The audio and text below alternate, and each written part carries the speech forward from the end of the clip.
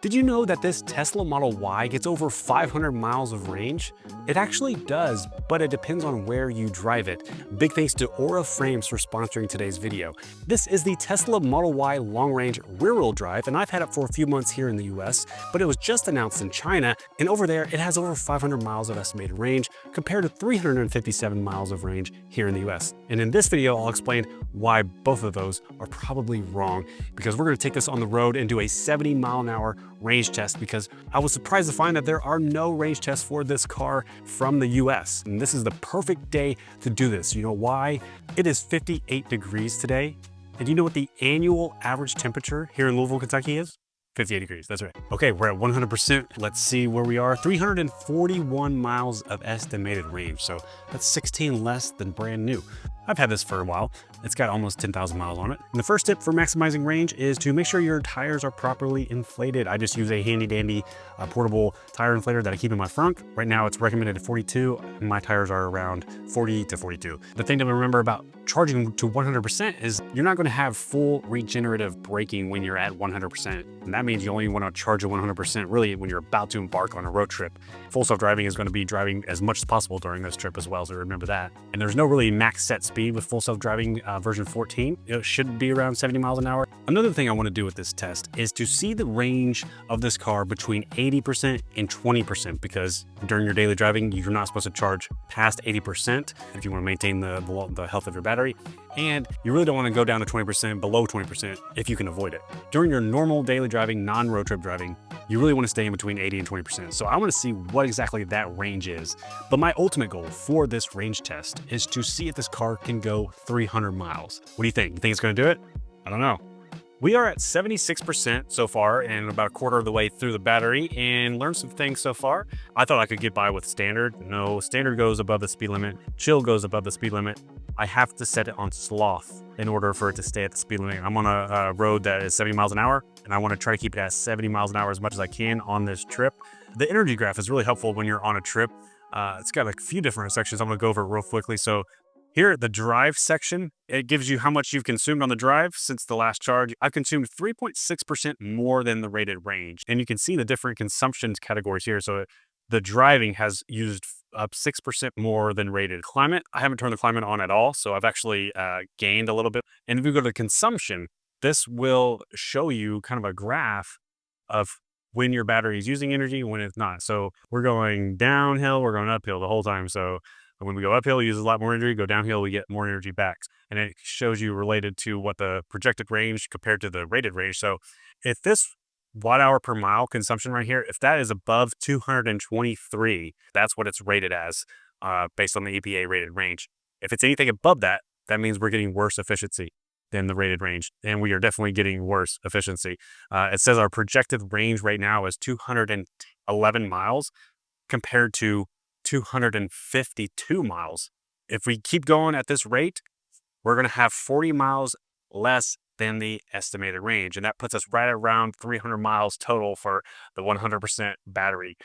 Now, as you can tell, I dislike gas. But as much as I dislike gas, I also dislike cords and wires, which is why batteries seem to be powering more and more things in my life, from my vehicles to things like today's sponsor. Meet Ink, Aura's first ever cordless color e-paper frame, featuring a sleek 0.6-inch profile and a softly lit 13.3-inch display. Ink feels like a print, functions like a digital frame, and perhaps most importantly, lives completely untethered by cords. With a rechargeable battery that lasts up to 3 months on a single charge, unlimited storage, and the ability to invite others to add photos via the Aura Frames app, it's the cordless wall-hanging frame you've been waiting for. This has been an amazing addition to my home because I really don't like wasting ink and paper on actual photos, and normal digital photo frames are usually corded and they stand out too much. The Aura Ink is the perfect balance of technology and aesthetics.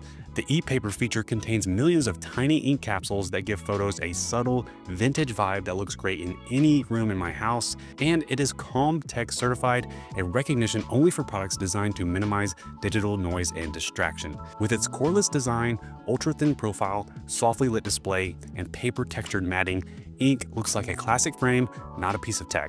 See for yourself at auraframes.com/ink and support the show by mentioning us at checkout.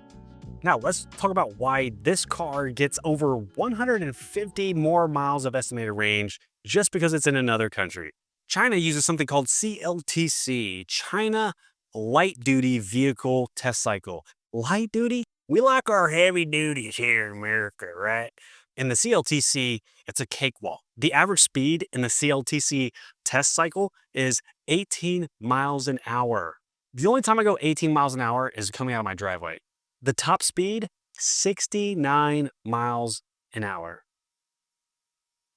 That's too easy. I'm not even going to commentate about that. The test length is only 30 minutes, and it's basically just city driving.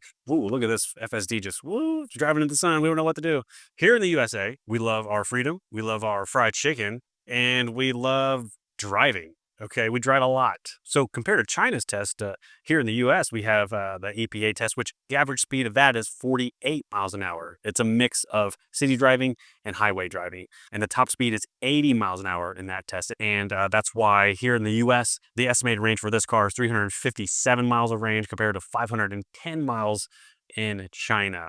But even the EPA range is still more optimistic than real world range. And that's why we're doing this test here, because the only time you really care about range is when you're on a road trip. When you're on the interstate, you're most likely going 70 miles an hour, and that's what we're doing. I've owned 4 Teslas over the last almost 8 years, and these are my best tips for maximizing range. First and foremost, speed. If you're on a road trip, setting it on sloth mode if you have full self-driving, or just going the speed limit. The slower you go, the more efficient you're going to be. If you find yourself on a road trip on the interstate, get behind a semi. That is a good way to reduce headwind, and it will definitely help you in a pinch if you need that extra range. Maximizing the aerodynamics, which Tesla already does a really good job about, but if you do have the choice, having aero caps or the aero wheels I've always had those just to give you that extra boost of energy efficiency. The smaller wheels help out as well, so avoid having large wheels, and try to avoid using climate control as much as possible. If it's the wintertime, instead of using the heat, put on your seat heaters. And don't forget about when the vehicle is parked, turn off Sentry mode, and also turn off cabin overheat protection, because those will drain your battery if the car is sitting for a long time. And there are things out of your control that will absolutely affect your range. First one being the temperatures and the weather conditions. Anything from very cold temperatures to snow to rain to heavy wind. And there's nothing you can do about that. It's the only thing you can do to combat that is to drive slower or lower your expectations, and make sure you account for a negative 20% hit on your estimated range in any of those conditions if they're bad enough. All right, we just hit the halfway point, 50% in, and we have driven 146 miles. It's estimated for 357, 510 in China. Hey, you know what? Here's what I'll do. I own a whopping 9 shares of Tesla stock. If we don't get 300 miles, I will sell all of my Tesla shares, okay? The sun has set, my friends, and we are approaching 20% battery remaining. And I wanted to point out the 80-20. We finally got the results for this, coming up on 180 miles. That's your daily real world range from 80 to 20%. And I could probably guess that it would be a little bit better than that, because this has all been at 70 miles an hour. So your normal daily driving is most likely not going to be all at 70 miles an hour. It's most likely going to be a mix and slower than that with city driving. So I would probably say that that's closer to 200 miles between 80 and 20%, which is really good, because if you have a commute, like a one-way 20-mile commute, 5 days a week, you could literally charge once a week and cover that commute just from 80 to 20. To maximize the battery health, you really want to stay in that 80-20 range as much as possible during the life of the car. All right, guys, you're not going to believe this. We are home in my garage, 1% remaining, 3 miles estimated remaining, 1% battery remaining. And look at this, 300.3 miles from 100% to 0, basically, right at 300 miles. Wow, you can't cut it any closer than that. The average energy consumption was 238.8 watt hours per mile, a little above the rated range, and it used 71.7 kilowatt hours. The battery pack is about 78 usable. I bet you there's probably some still left in the tank there. Either way, 300 miles on the full 100% charge in the Tesla Model Y long-range rear-wheel drive. So we're missing about 200 miles of range according to the China test. But again, you know, this was in 50-degree weather and it was going 70 miles an hour. So not too shabby. What do you think? Thank you so much for watching. I'm gonna plug up before something bad happens. Talk to you guys in the next one.